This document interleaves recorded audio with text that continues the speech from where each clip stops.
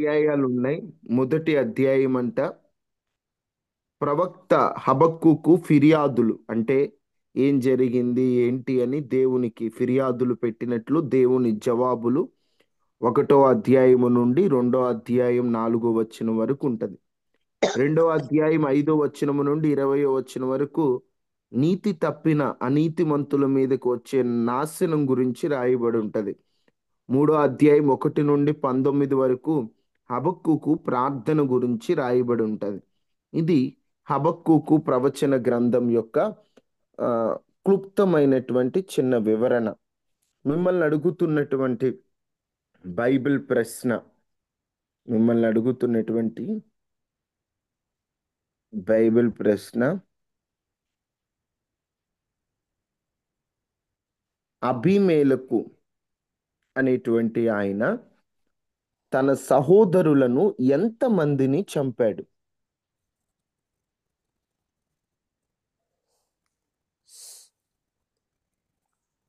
మరొకసారి అడుగుతున్నాను.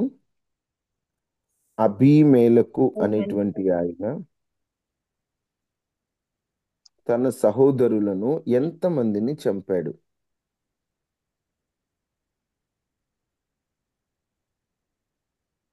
70 మందిని. వెరీ గుడ్ అమ్మా. 70 మందిని.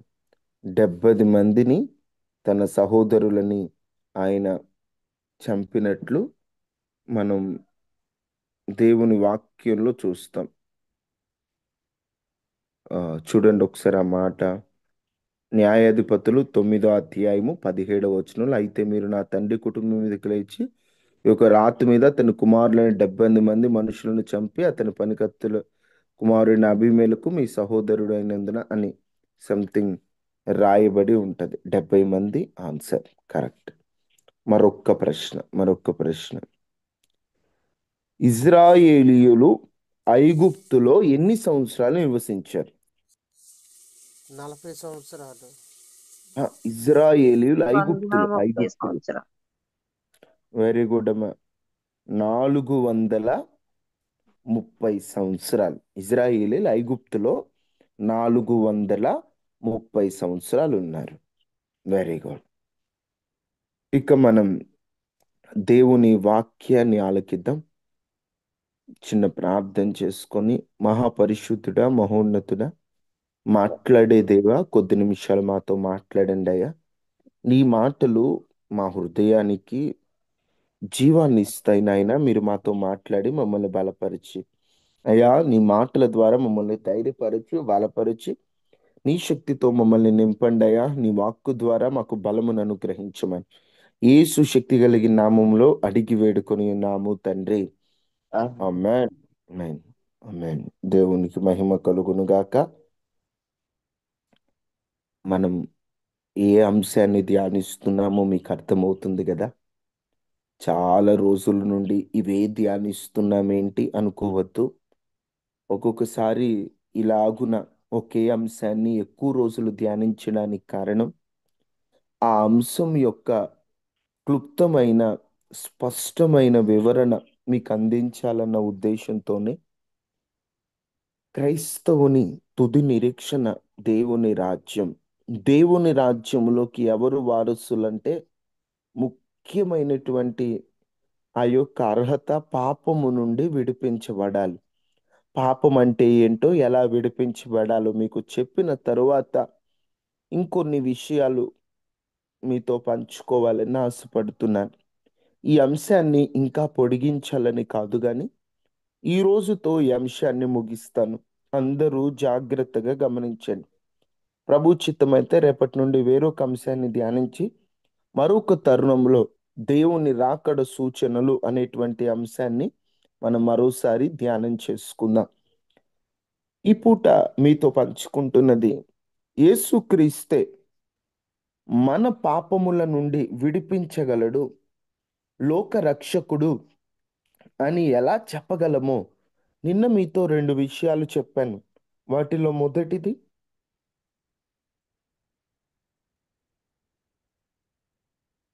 జ్ఞాపకం ఉన్నాయమ్మా? యేసుక్రీస్తు ప్రభులో ఏ పాపము లేదు. ఆయన పాప రహితుడు.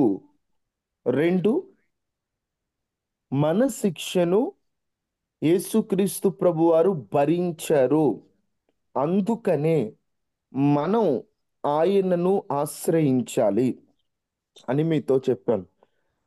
అమ్మా, ఇలా అంటున్నానని తప్పుగా అనుకోవద్దు. జూమ్ యాప్లో గడిచిన కొన్ని రోజుల నుండి ఎంతగా నేను అడుగుతున్నా కూడా కొంతమంది స్వరాలు ఎత్తట్లేదు. అంతమంది ప్రార్థనలో ఉన్నారు. జవాబు చెప్పడానికి ఎందుకు మ్యూట్లో నుండి తీయట్లేదో నాకు అర్థం కావట్లేదు. వాక్యం మీకు అసలు అర్థమవుతుందా? వింటున్నారా? లేదా అలా నిద్రపోతున్నారా? ఏం అర్థం కావట్లేదండి. కొంతమంది ఎందుకు స్వరాలు ఎత్తట్లేదు? అసలు వాక్యాన్ని వింటున్నారా? మేల్కొని ఉంటున్నారా? ఆ అంశం అర్థమవుతుందా? లేదా ఈ అంశం మీకేమన్నా బోరుగా మీకు అనిపిస్తుందా? ఒకవేళ మీకు దేవుని వాక్యం కాస్త మాకు ఈ అంశం బోరుగా ఉందంటే దేవుడు మరొక విషయంలో మీతో మాట్లాడతారు. దయచేసి దేవుని మాటను నిర్లక్ష్యం చేయొద్దు. స్వరాలు Amen. ఎత్తి చెప్పండి. అయి మా ఇది ఇప్పుడు 4 పాయింట్లు చెప్తాను నేను. ప్రతిదీ పాయింట్ వైజ్ గా చెప్తా ఉంటాను. మీరు Amen. స్వరం ఎత్తి పలుకుతుంటే నేను మర్చిపోయి కాదు మిమ్మల్ని అడుగుతుంది. మీరు అలా పలుకుతుంటే అప్పుడు ఆ పలకడం ద్వారా వాక్యము మీ మదిలో గుర్తుంటది. ఊరికే అలా మూగముద్దులా ఉండకండమ్మా. Amen. హుషారుగా ఉండండి. ఉదయాన్నే ఉజ్జీవంగా ఉండండి. ఏదో నీరసంగా తప్పదు కదా, ప్రార్థనలో జాయిన్ అయ్యాము, శుభ్రంగా నిద్రపోయే సమయంలో ఏంటయ్యా మాకు ఈ బాధ అన్నట్లు కాక, దేవుడు ఉదయాన్నే ఆయనను స్తుతించే భాగ్యాన్ని ఇచ్చాడు. ఈ ఫోన్ లేకపోతే ఇంట్లో ఉండి ఏదో ఓపికన్న రోజు ప్రార్థన చేసుకునే వాళ్ళం, లేకపోతే గురక పెట్టి నిద్రపోయేవాళ్ళం. కానీ ఈరోజు లేచి ఉదయాన్నే దేవుని మాటలు వింటున్నాం అంటే ఎంత భాగ్యం ఇది. ఈ విలువ అర్థం కావట్లేదు. బాగా అన్నీ మనకి దగ్గరలోకి వచ్చేస్తుంటే దాని విలువ తెలియట్లా మనకి. ఒకప్పటి కాలంలో ప్రార్థన మందిరానికి వారానికి ఒక్కసారి వెళ్ళాలి. ఆ వారానికి ఒక్కసారి కూడా కొన్ని కిలోమీటర్లు నడిచి వెళ్ళాలట. నడిచి వెళ్ళాలి. ఆ నడిచి వెళ్ళి వెళ్ళి వెళ్ళి అల్లాడిపోయే వాళ్ళంట. అంత దూరం వెళ్ళి ఒక అరగంట వాక్యాన్ని వినొచ్చే వాళ్ళట ఒకప్పటి కాలంలో. ఇప్పుడు మనకన్నీ సెల్ ఫోన్ ఆన్ చేస్తే వాక్యమే, టీవీ ఆన్ చేస్తే వాక్యమే, అన్ని వాక్యాలు సమృద్ధిగా దొరుకుతుంటే మనకి నిర్లక్ష్యం బాగా పెరిగిపోతుంది. ఎంత సోమరితనమో, ఎంత సోమరితనం. కనీసం 5 గంటలప్పుడు మనం లేచి ఒక గంట ప్రార్థనలో ఉండటానికి కూడా మనం కష్టపడిపోతున్నామంటే ఆత్మీయంగా ఎంత బలహీన స్థితిలో మనం ఉన్నామో ఒకసారి మనం స్వపరీక్ష చేసుకోవాలి. ఈరోజు దేవుని మాటలకి ఇంత నిర్లక్ష్యంగా ఉండి మనం ఆయన రాజ్యంలో అర్హులుగా ఎలా మార్చబడతాం? ఆయన రాజ్యంలో మన యోగ్యులుగా ఎలా మార్చబడతాం? సరే, స్వపరీక్ష చేసుకోవాలి. నేను బాగానే ఉన్నానన్న భ్రమలో నుండి బయటికి వచ్చి, నిజమే ప్రభు, ఒకప్పుడున్నంత ఉత్సాహం నాలో లేదయ్యా, నీరసానికి, సోమరితనానికి, గాఢ నిద్రకి నేను స్థానం ఇస్తున్నానయ్యా, నన్ను మన్నించి నాతో మాట్లాడండి అయ్యా, నీ మాటలకి నేను లోబడాలయ్యా అనేటువంటి ఒక తీర్మానంతో మనం సాగిపోవాలి. యేసుక్రీస్తు ప్రభువారే ఎందుకు లోకరక్షకుడో మీతో చెప్తున్నాను. మొదటి మాటగా ఆయన మన పాపాలు తీసివేయడానికి వచ్చాడు. ఆయనలో పాపము లేదు గనుక ఆయనే రక్షకుడు. మన శిక్ష ఆయన భరించాడు కాబట్టి ఆయనే రక్షకుడు. 3, మన శిక్ష భరించడమే కాదు, యోహాను రాసిన మొదటి పత్రిక 1వ అధ్యాయము 7వ వచనంలో రాయబడి ఉంటది. అందరూ తీసి చూడండి. చదువు అయితే వచ్చిన వాళ్ళందరూ బైబిల్ తీయాలి. ఓన్లీ చదివే వాళ్ళే కాదు, అందరు తీయాలి. చదవండి బ్రదర్. అయితే అయితే ఆయన వెలుగులో ఉన్న ప్రకారము ఆయన వెలుగులో ఉన్న ప్రకారము మనమును వెలుగులో నడిచిన ఎడల మనము వెలుగులో నడిచిన ఎడల మనము మనము అన్యోన్య సహవాసం గలవారమై ఉందుము. అన్యోన్య సహవాసము గలవారమయుందుము. అప్పుడు ఆయన కుమారుని యేసు రక్తము ఇప్పుడు ఆయన కుమారుడైన యేసు రక్తము ప్రతి పాపము నుండి ప్రతి పాపము నుండి మనలను పవిత్రులుగా చేయును. మనలను పవిత్రులుగా చేయును. ఇక్కడ రాయబడిన మాట, ఆయన వెలుగులో ఉన్నాడట. మనము వెలుగులో ఉండటానికి ఇష్టపడితే, మనము వెలుగులో, ఆయన ఉన్నటువంటి ఆ వెలుగులో మనము కూడా ఆయనతో సహవాసం చేసినట్లయితే ఆయన రక్తము మన పాపాల నుండి మనల్ని పవిత్రులుగా చేస్తుంది. ఎందుకు యేసుక్రీస్తు ప్రభువుని ఆశ్రయించాలంటే యేసు రక్తము ప్రతి పాపము నుండి మనలను పవిత్రులుగా చేస్తుంది. ఆ రక్తమునుకున్న శక్తి అదే. ఆ రక్తముకున్నటువంటి ఆ గొప్ప బలం అది. ఎంతటి పాపమునైనా యేసు రక్తమే ఆ పాపముల నుండి పవిత్రులుగా చేస్తుంది. ఉదాహరణకి సబ్బు ఎలాగున మురికి పట్టిన వ్యక్తిని శుభ్రమైన వ్యక్తిగా మారుస్తుందో, యేసు రక్తము కూడా పాపములో ఉన్నటువంటి వ్యక్తిని పవిత్రునిగా మారుస్తుంది. యేసు రక్తము, అందుకే యేసు రక్తము ప్రతి పాపము నుండి మనల్ని విడిపిస్తుంది. అందుకనే యేసుక్రీస్తు ప్రభువుని మనం నమ్ముకోవాలి. ఎందుకంటే ఆయన రక్తములోనే కదా మనం పవిత్రులుగా మారుతుంది. స్పష్టంగా ఉంది, నా రక్తము ద్వారా, యేసుక్రీస్తు ప్రభు రక్తము ద్వారా మనం పాపము నుండి పవిత్రులుగా అవుతున్నాము. మనం పాపం లేని వారమని చెప్పుకుంటే మనల్ని మనమే మోసం చేసుకున్నట్టు. మన పాపములు ఆయన ఎదుట ఒప్పుకుంటే ఆయన నమ్మదగినోడు, నీతిమంతుడైన దేవుడు మన పాపముల నుండి మనల్ని క్షమించేసి మనల్ని దుర్నీతి నుండి, ఈ పాపలోకము నుండి మనల్ని పవిత్రులుగా చేస్తాడు ఆయన రక్తము ద్వారా.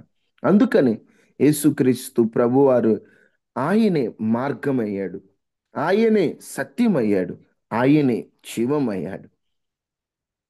తరువాత నాలుగవది, రోమీలకు రాసిన పత్రిక 6వ అధ్యాయం 4-5 వచనాలు.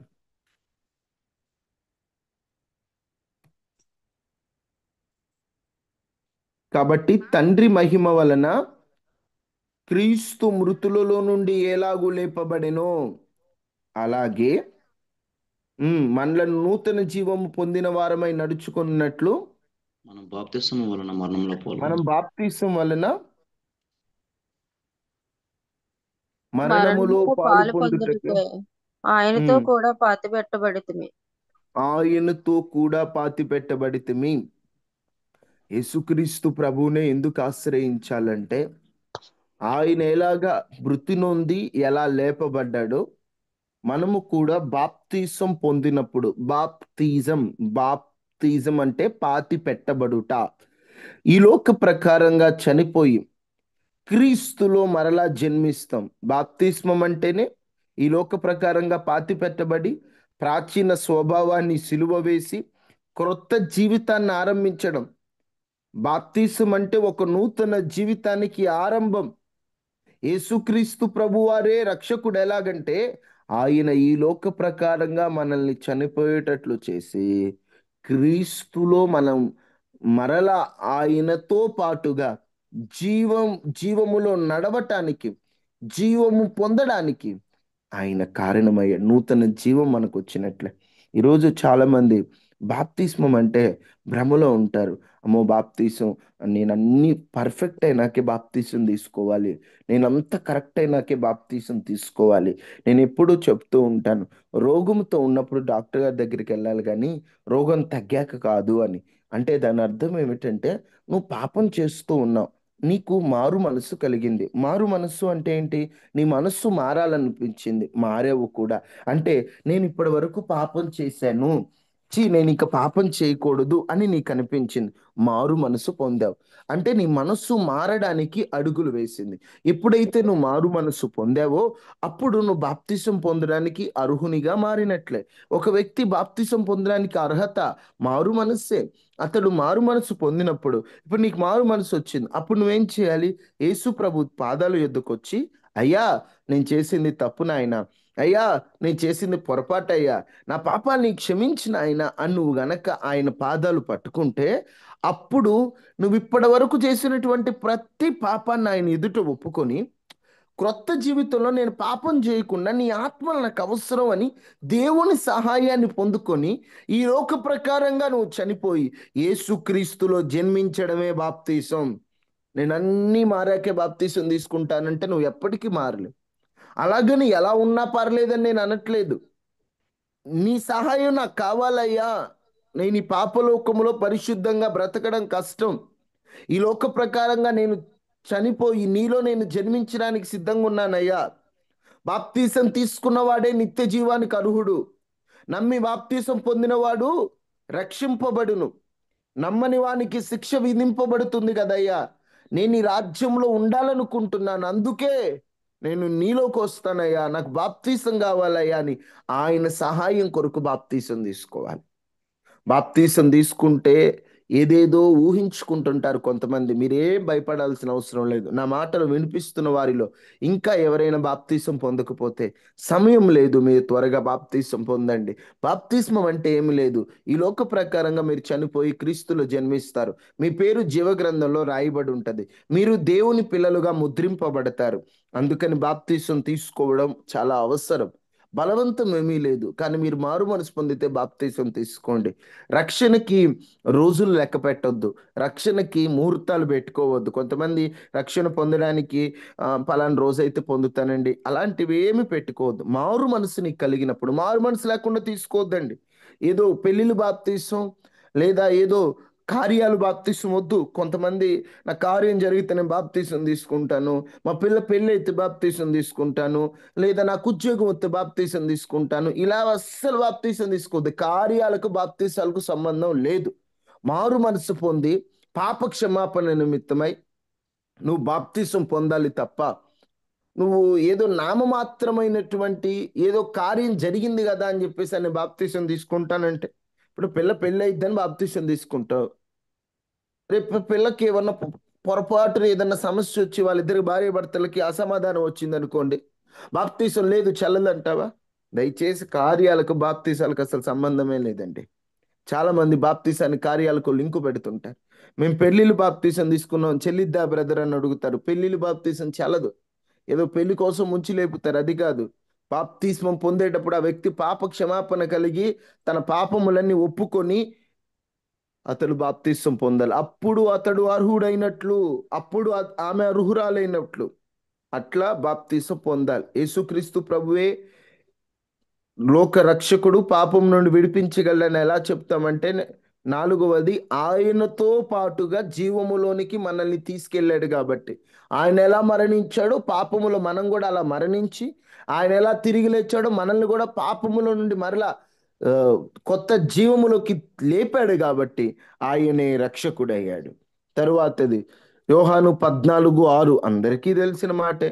నేనే మార్గము సత్యము జీవము అన్నాడు. అంటే పరలోకం వెళ్ళడానికి మార్గం ఆయనే. పరలోకం వెళ్ళాలంటే సత్యమైన ఆయనను నమ్మాలి, ఆయన ఇచ్చే జీవాన్ని పొందాలి. కాబట్టి యేసుక్రీస్తే పరలోక మార్గం కాబట్టి మనం ఆయనని నమ్మాలి. అర్థమవుతున్నాయమ్మా? యేసుక్రీస్తు ప్రభువారే ఎందుకు ఆ, లోకరక్షకుడు అంటే మీకు త్వరగా నేను 5 విషయాలు చెప్పాను. ఒకటి, ఆయనలో పాపము లేదు, అందుకే ఆయన మాత్రమే రక్షకుడు. 2, మన శిక్షను దేవుడు భరించాడు, అందుకే ఆయన రక్షకుడు. 3, ఆయన రక్తము మన పాపముల నుండి మనల్ని పవిత్రులుగా చేస్తుంది, అందుకే యేసుక్రీస్తు ప్రభువే రక్షకుడు. 4, ఆయన మరణములో నుండి జీవములోనికి మనల్ని తీసుకెళ్తాడు. ఈ లోక ప్రకారంగా మనము పాపములో చనిపోయి క్రీస్తులో కొత్త జీవితాన్ని ఇస్తాడు, అందుకే ఆయనే రక్షకుడు. 5, ఆయనే మార్గము, ఆయనే సత్యము, ఆయనే జీవము. కాబట్టి యేసుక్రీస్తు ప్రభువునే విశ్వసించాలి. ఇది నియమం. సరే బ్రదర్, మీరు చెప్పినట్టు అంత బానే ఉంది. ఇప్పుడు యేసుక్రీస్తు ప్రభువారే లోకరక్షకుడని చెప్పాం. అసలు యేసుక్రీస్తు ప్రభువారి దగ్గర, ఆయన దగ్గర మనం ఎలా మన పాపము నుండి విముక్తి పొందాలో త్వరగా కొన్ని మాటలు మీతో చెప్తాను. యేసుక్రీస్తు ప్రభు ప్రభువే రక్షకుడు అన్నారు. యేసుక్రీస్తు ప్రభు దగ్గరకు వచ్చి మన పాపము నుండి మనం ఎలా విముక్తి పొందాలి, ఎలా విడిపింపబడాలి పాపము నుండి అంటే కొన్ని మాటలు మీతో చెప్తాను, గుర్తుపెట్టుకోండి. ఇవన్నీ కూడా మీరు తెలుసుకోవాలి. నెంబర్ 1, యేసుక్రీస్తు ప్రభు దగ్గరికి నువ్వు వచ్చినప్పుడు నువ్వు చేసిన పాపాన్ని గ్రహించాలి. ఏదో ప్రభు నేను పాపం చేశాను నన్ను క్షమించు అనడం కాదు, కానీ నువ్వు ఎక్కడ పాపం చేసావో ఆ పాపాన్ని గ్రహించాలి. దాన్నే ఇంగ్లీష్లో కన్విక్షన్ ఆఫ్ సిన్ అంటారు. అంటే ఒక వ్యక్తి తన పాపాన్ని విడిచిపెట్టేటప్పుడు మొదట చేయవలసినటువంటి పని ఇదే, కన్విక్షన్. అంటే గ్రహించాలి.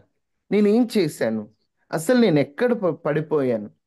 51వ సంకీర్తన 3వ చరణంలో దావీదంటాడు, నా పాపము నా ఎదుట ఎల్లప్పుడు నిలిచి ఉన్నది అంటాడు. అంటే నా పాపం నాకు అర్థమవుతుంది. నేను ఎంత స్థితిలో పడిపోయానో, నేను ఎంత దిగజారిపోయానో నాకు అర్థమవుతుంది అని పాపాన్ని గ్రహించాలి. కొంతమంది తాను చేసిన పాపాన్ని గ్రహించరు.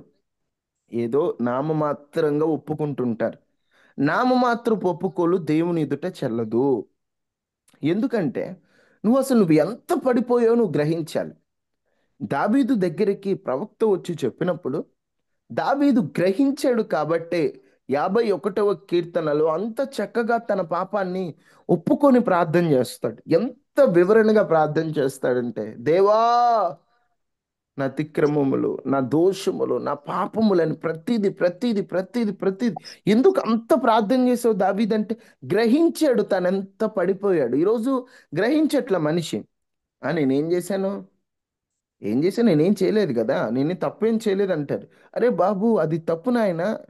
ఆ చూడకూడదు చూసావు, తప్పు కదంటే ఏముంది, వచ్చింది చూసా అయిపోయింది అంటాడు. గ్రహించినోడంటే అయ్యో నిజమేనయ్యా, చూడకూడదు నా కళ్ళతో చూశాను, అది తప్పు కదా. ఒక స్త్రీని మోహపు చూపుతో చూచి ప్రతివాడును అప్పుడే తన హృదయంలో వ్యభిచారం చేసినట్లని వాక్యం చెబుతుంది కదా. నేను చేసింది తప్పే అని చిన్న పాపాన్ని కూడా గ్రహిస్తే గిల్టీతో ఉంటారు. కొంతమంది నేను గమనిస్తుంటాను, వాళ్ళు చిన్న పాపం చేసిన, నేను చాలా పాపం చేశాను ప్రభువా నన్ను క్షమించను, ప్రభు సన్నిధిలో దేవుడు క్షమించాను అనేదాకా వారు వదిలిపెట్టరు. కొంతమంది ఘోరఘోరమైన పాపాలు చేస్తా కూడా కనీసం కొంచెం కూడా గిల్టీ ఉండదు. నీకు గిల్ట్ ఉందా అంటే నువ్వు పాపాన్ని గ్రహిస్తున్నావు. కొంతమంది గిల్ట్ ఉంటుంది కానీ దేవుని దగ్గరికి రాలేరు. నేను అంటాను, నీ గిల్ట్ ఉందా అయితే దేవుని దగ్గరికి రా. నువ్వు ఎంతటి పాపమైనా దేవుడు నిన్ను క్షమిస్తాడు. నువ్వు యథార్థంగా ఒప్పుకోవాలి, విడిచిపెట్టడానికి అడుగులు వేయాలి. నీ పాపంలోనే ఉంటాను ప్రభు నన్ను క్షమించంటే కుదరదు. నువ్వు ఆ పాపాన్ని ప్రభు ఎదుట పెట్టి, దేవా నేను చేసిన తప్పు నాయనా, నిజమేనయ్యా, త్వరపడిలో వయసు ఒరవడిలో అయ్యా తప్పిపోయానయ్యా, నన్ను క్షమించని నువ్వు ఆ పాపాన్ని గ్రహిస్తే దేవుడు నిన్ను ఆ పాపము నుండి విడిపిస్తాడు. ఇప్పుడు గ్రహించిన నువ్వేం చేయాలి? రెండో మెట్టు రిపెంట్ అవ్వాలి. రిపెంట్ అవ్వడం అంటే పశ్చాత్తాపడాలి, పశ్చాత్తాపడాలి. గ్రీకులో పశ్చాత్తాపం అనేటువంటి పదానికి మెటోనోయా అనే ఒక పదం ఉంటుంది. మెటానోయా. మెటానోయా అంటే అర్థం ఏంటంటే దిశ మార్చడం, దిశ మార్చడం. ఇప్పుడు నేను రాంగ్ రూట్లో వెళ్తున్నాను. రాంగ్ రూట్లో వెళ్తున్నప్పుడు ఎవరో చెప్పారు, బాబు బాబు ఈ రూట్ ఇటు కాదమ్మా, నువ్వు అటు సైడ్ వెళ్ళాలి అంటే ఏం చేస్తాం వెంటనే? ఏం కాదులేండి నేను ఇటే పోతానంటావా? ఏం చేస్తాం? దిశ మారుస్తాం, చేంజ్ చేస్తాం. ఇప్పుడు నేను వెళ్తున్న దారి తప్పు అంటే ఆ దిశ నుండి పక్క దిశలోకి వస్తాం. ఇప్పుడు పశ్చాత్తాపం అనేటువంటి పదము గ్రీకులో ఉన్న చోట ఇదే రాశారు. మనసు మారడం, దిశ మార్చడం అని రాశారు. అంటే మెటానోయా అని రాశారు. దిశ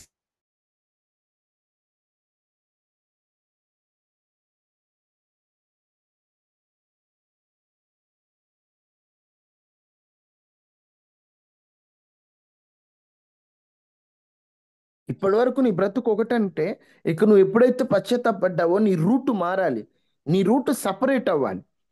అలాంటి బ్రతుకే పాప బ్రతుకులోనే ఉండి పాపపు జీవితాన్ని జీవిస్తూ పాపంలోనే ఉంటూ నేను పశ్చాత్తాపడ్డానంటే కుదరదు. నీ దిశ మార్చాలి. అపోస్తుల కార్యములు 3వ అధ్యాయం 19వ వచనాన్ని నోట్ చేసుకోండి. పశ్చాత్తాప పడటం అంటే నీ దిశ మార్చటం, దేవుని ఎదుట యథార్థంగా నీ పాపములు ఒప్పుకొనడం. దేవునికి తెలియక కాదు నీ పాపాలు నువ్వు చెప్పాల్సింది, నీవు గ్రహించడానికి పాపం ఒప్పుకోవాలి. చాలా మంది దేవుడికి తెలుసు కదా మనం ఏంది ఒప్పుకునేది అనుకుంటారు. అక్కడ నువ్వు గ్రహించడానికి ఒప్పుకోవాలి. ఆయన అన్నీ ఎరిగినవాడు. ఒకటి, పాపాన్ని గ్రహించాలి. రెండు, పశ్చాత్తాపడాలి. In English, first conviction of sin, second repentance. పాపాన్ని గ్రహించాలి, పశ్చాత్తాపడాలి. మూడు మూడు విశ్వాసం. నువ్వు ఎప్పుడు యేసుక్రీస్తు ప్రభువే పాపముల నుంచి విముక్తి కలిగించగలడంటే మూడు, విశ్వాసం నీకు కావాలి. నువ్వు ఆయన ఎదుట పెట్టాలంటే విశ్వాసం. పాపము నుండి విముక్తి పొందే శక్తి యేసుక్రీస్తులో మాత్రమే ఉందని నువ్వు విశ్వసించాలి. యేసుక్రీస్తును నమ్మిన వాడే పాపములో నుండి బయట పడగలడు, స్వతంత్రుడిగా ఉండగలడని మనం నమ్మాలి.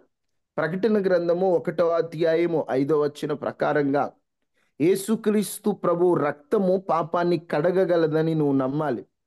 యోహాను సువార్త 8:36 ప్రకారం యేసుక్రీస్తు ప్రభువే నిజంగా విమోచించగలిగిన వాడు, స్వతంత్రతనివ్వగలిగిన వాడని నమ్మాలి. నమ్మి నీవు ప్రార్థించాలి, ఆయన ఎదుటికి రావాలి. ఫెయిత్ ఇన్ క్రైస్ట్ గుర్తుపెట్టుకోండి. ఒక వ్యక్తి తన పాపములు ప్రభు ఎదుట ఒప్పుకోవాలంటే విశ్వాసం అవసరం. ఇప్పుడు యేసుక్రీస్తు ప్రభువారే నా పాపముల నుండి నన్ను విడిపిస్తాడు అనే విశ్వాసం లేకపోతే ఇక ఆ వ్యక్తి యేసుక్రీస్తు ప్రభుని నమ్మినట్లు ఎట్లా అవుతుంది? విశ్వాసం ఉంటేనే ఒప్పుకోగలడు, విశ్వాసం ఉంటేనే విడిచిపెట్టగలడు. విశ్వసించాలి. ఇంకా నువ్వు యేసుక్రీస్తు ప్రభుని సొంత రక్షకునిగా విశ్వసించకపోతే విశ్వసించు. ఫెయిత్ ఇన్ క్రైస్ట్, యేసుక్రీస్తు ప్రభుని విశ్వసించి నీ పాపాలను ఆయన ఎదుట ఒప్పుకోవాలి. తర్వాత నువ్వేం చేయాలంటే యేసు రక్తములో శుద్ధి చేసుకోవాలి నీ పాపాలు ఆయన ఎదుట పెట్టినప్పుడు. నమ్మడం 3వ మెట్టు అయితే యేసు రక్తములో శుద్ధి చేసుకోవడం 4వ మెట్టు. Cleansing by his blood. Clean by his blood అంటే యేసుక్రీస్తు ప్రభు వారి రక్తము ద్వారా నీ పాపాలు శుద్ధి చేసుకోవాలి. మనం ఇందాక చదివాం కదా, 1యోహాను 1:7. ఆ మాట మీరు ఇక్కడ రాసుకుంటే సరిపోతుంది. యేసు రక్తము సమస్త పాపముల నుండి మనల్ని శుద్ధి చేయండి. ఒక వ్యక్తి పాపాన్ని విడిచిపెట్టడానికి ఇది 4వ మెట్టు. యేసు రక్తములో శుద్ధి చేయబడాలి. ఎందుకంటే యేసు రక్తము ప్రతి పాపముల నుండి మనల్ని పవిత్రులుగా మారుస్తుంది. అప్పుడు మనం పాపము నుండి విడిపింపబడతాం. పాపముల నుండి ఎలా బయటపడాలో అర్థమవుతుందా? 5 క్రొత్త జన్మ. క్రొత్త జన్మ యోహాను సువార్త 3:3 ప్రకారం, ఎందుకంటే చదివించట్లేదు, టైం లేదు. యోహాను సువార్త 3:3 ప్రకారం ఎవరైతే క్రొత్త జన్మ పొందుతారో, క్రొత్తగా జన్మిస్తారో వారే దేవుని రాజ్యాన్ని చూస్తారు. క్రొత్త జన్మ అంటే పాత జీవితానికి బాబాయ్ చెప్పి క్రొత్త జీవితానికి స్వాగతం పలుకుతూ యేసుక్రీస్తు ప్రభులో నూతనంగా జన్మిస్తాయి. ఒక ఆయన అంటాడు, యేసుక్రీస్తు ప్రభులో జన్మించాలంటే నేను మళ్ళీ మా అమ్మ కడుపులోకి వెళ్ళాలా? ఎవరన్నారన్నమాట? నికోదేము. నికోదేము ఏమంటాడు? నేను మళ్ళీ మా అమ్మగారి కడుపులోకి వెళ్ళగలనంటే ఆ జన్మ కాదయ్యా, పాపములు విడిచిపెట్టి క్రీస్తులో కొత్తగా నువ్వు జన్మించాలి. క్రొత్త జన్మ, బాప్తిసం, న్యూ బర్త్, ఈ కొత్త జన్మని నువ్వు ప్రారంభించాలి అని చెప్పి చెప్తారు. యేసుక్రీస్తు ప్రభు పాదాల యొద్దకు వచ్చినప్పుడు పాపములు విముక్తి పొందాలంటే 5 క్రొత్త జన్మ, న్యూ బర్త్ చాలా అవసరం. 6 పరిశుద్ధాత్మ నడిపింపు. పరిశుద్ధాత్మ నడిపింపు గలతీ 5:16 ప్రకారం ఈ ఒక్క మాట చదవండి. గలతీ 5:16. సమయం లేదని స్పీడ్గా వెళ్ళిపోతున్నాను, అందరూ గమనించండి. గలతీ 5:16.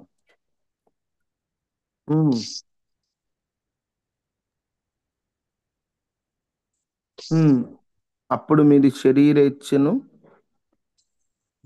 నెరవేర్చరు. ఒక మాట రాయబడి ఉంటుందమ్మా, దేవుని ఆత్మ మనలను పాపము నుండి దూరపరుస్తాడని గలతీలోనే ఒక మాట రాయబడి ఉంటది. సమయం లేదులేండి, ఆ మాట ఉంటుంది, నేను చెప్తాను. 6వ అధ్యాయము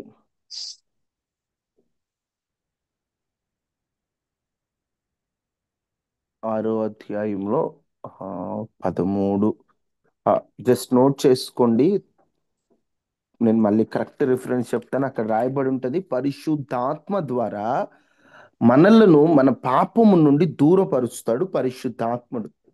ఎప్పుడైతే పరిశుద్ధాత్మని మనం పొందుకుంటామో పరిశుద్ధాత్మ దేవుడే ఆ పాపములోకి మనం వెళ్లకుండా మనల్ని గద్దిస్తూ, మనల్ని హెచ్చరిస్తూ, మనలను పరిశుద్ధపరుస్తూ ఉంటాడు. అందుకని పరిశుద్ధాత్మ నడిపింపు ఒక వ్యక్తి పాపములో నుండి బయటపడటానికి కారణమవుతుంది. In English walking in the spirit అంటారు, అంటే పరిశుద్ధాత్మ నడిపింపు. 7 7 నిరంతర శుద్ధీకరణ. ఒక వ్యక్తి పవిత్రుడిగా మారాలంటే నిరంతర శుద్ధీకరణ. ఒక్క పూట, ఒక్క రోజు, ఎప్పుడో ఒక రోజు మన పాపాలు మనం ఒప్పుకొని అయిపోయింది, ఇక నేను పరిశుద్ధుడిగా అయిపోయాను అంటానికి కుదరదు. ప్రతిరోజు, ఇది ఒకరోజు వ్యవహారం కాదు, జీవితాంతం ప్రతిరోజు మనల్ని మనము శుద్ధి చేసుకోవాలి. నిరంతర శుద్ధీకరణ. మనల్ని మనం ప్రతిరోజు దేవుని వాక్యం ద్వారా, ప్రార్థన ద్వారా మనల్ని మనం ఎప్పటికప్పుడు శుద్ధి చేసుకుంటూ ఎక్కడ నాలో పొరపాటు ఉందా, ఎక్కడ నేను తప్పిపోయానా, ఎక్కడైనా నేను సాతానికి అవకాశం ఇచ్చానా అని ప్రతిరోజు శుద్ధి చేసుకోవాలి.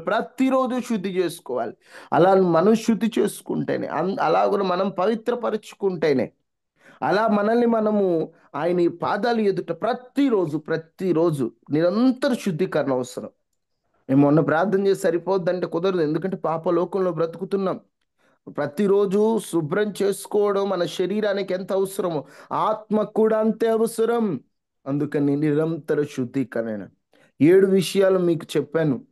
ఒక వ్యక్తి పాపములో నుండి విముక్తి పొందాలంటే 7 దశలుగా 7 స్టెప్పులు మీకు చెప్పాను. త్వరగానే చెప్పాను. జస్ట్ ఆ మాటలు మీరు గుర్తుపెట్టుకుంటే చాలు. 7 మెట్లు అనుకోండి. మొదటి మెట్టు ఏమిటి? మా స్వరాలు ఎత్తన్నమ్మా. పాపలను మనం గ్రహించాలి. పాపమును గ్రహించాలి. అందరు గుర్తుపెట్టుకోండి. మొదటి మెట్టు ఏంటి? పాపాన్ని గ్రహించాలి. 2, పశ్చాత్తాపడాలి. నువ్వు చేసినటువంటి పాపాన్ని యథార్థంగా ప్రభు సన్నిధిలో పశ్చాత్తాపడి నీ దిశ మార్చాలి. 3, విశ్వాసం మనకు కావాలి. విశ్వాసం కావాలి. విశ్వాసంతో ప్రభువుని నమ్మాలి. 4, యేసు రక్తములో మన పాపాలు శుద్ధి చేసుకోవాలి. యేసు రక్తములో శుద్ధి జరగాలి. 5, కొత్త జన్మ. మనం క్రొత్త జన్మలో నూతనంగా క్రీస్తులో జన్మించాలంటే బాప్తీసం పొందాలి. 6, పరిశుద్ధాత్మ ద్వారా మనం నింపబడాలి. పరిశుద్ధాత్ముడికి మనల్ని మనం అప్పగించుకోవాలి. ఆయన నడిపింపులో మనం ఉండాలి. 7, నిరంతర శుద్ధీకరణ. నిరంతర శుద్ధీకరణ. 7 మెట్లును ఒక మనిషి పాపములో నుండి బయటపడతాడు, పాపము నుండి విడిపింపబడతాడు. మనము 7 మెట్లు సరిగ్గా నిర్వహిస్తున్నామా? మనం నిరంతర శుద్ధీకరణ కలిగి ఉంటున్నామా? ఒకసారి అందరము ప్రార్థన చేసుకుందామా? ప్రతి ఒక్కరు స్వరాలెత్తి ప్రార్థన చేసుకుందాం. మహాపరిశుద్ధుడా, మహోన్నతుడు అయిన దేవ, కృపాసత్య సంపూర్ణుడా, కృపగలిగిన రాజా, దయగలిగిన తండ్రి, నీకు వందనాలు. నిజమైన ఆయన, మేము నీవే రక్షకుడని గ్రహించలేకపోతున్నాం. అదేవిధంగా పాపము నుండి విడుదల పొందలేకపోతున్నాం. మాకు పాపము నుండి ఎలా విడుదల పొందాలో కూడా 7 మెట్లు మాకు చూపించారు. ప్రతి మెట్టును మేము ఎక్కాలి, పాపాన్ని గ్రహించాలి, పశ్చాత్తాపడాలి, విశ్వాసంతో సాగిపోవాలి, నీ రక్తములో శుద్ధి చేసుకోవాలి. తండ్రి, మేము నీ పాదాల యొద్దకు రావాలి. అయ్యా, క్రొత్త జన్మ మాలో ప్రారంభం అవ్వాలి. క్రొత్తగా మేము జన్మించాలి. నిరంతర శుద్ధీకరణకు అప్పగించుకోవాలి. నీ ఆత్మ నడిపింపులో మేము ఉండాలి. ఆ విధంగా కృప మాకు అనుగ్రహించండి.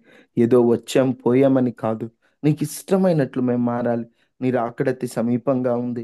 ఇతరులను విమర్శించే స్థాయి కాదు, మమ్మల్ని మేము సరిచేసుకునే స్థాయిలో మేము ఉండాలి. అయ్యా, మేము ఎలా, మా మాట, మా చూపు, మా తలంపు అన్నీ నీకు అనుకూలంగా ఉన్నాయో లేవో మేము అనుదినం శుద్ధి చేసుకునే కృపను మాకు ఇవ్వండి.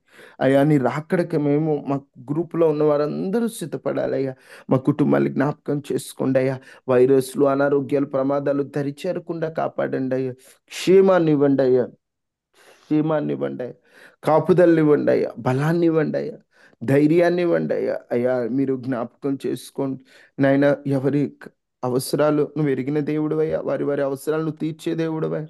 అయా తండ్రి మీరు కనికరించే దేవుడు అయ్యా, అయా కృప చూపించే దేవుడు అయ్యా, ఆదరించే దేవుడు అయ్యా. నీకు అసాధ్యమైనది ఏం లేదు స్వామి. మా కుటుంబాలు జ్ఞాపకం చేసుకోమని, మా ఇంట్లో చుట్టూ కంచి వేయండి అయ్యా. ప్రమాదాలు బట్టి నిరంతరం భయంతో బ్రతుకుతున్నామయ్యా, క్షేమాన్ని ఇవ్వండి అయ్యా.